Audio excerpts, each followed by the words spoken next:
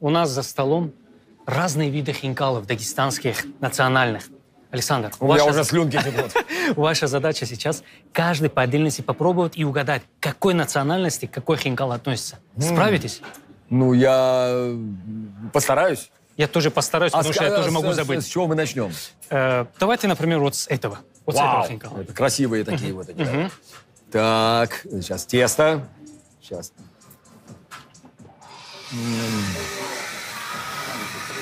Надо запить бульончик. Конечно, конечно, бульон – это обязательно, как у нас говорят.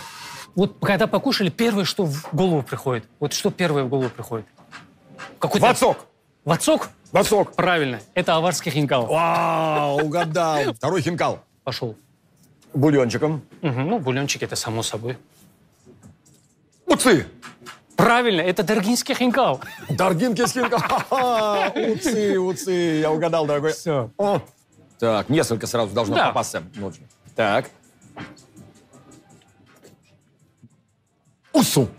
Правильно, это лакский хинкал. Лакский. Вот. Я же с лаксами все время работаю, да? Камиль наш Камиль. лакис. Александр, после того, как вы попробовали с каждой народности по чуть-чутка, какой из хинкалов вам больше понравился?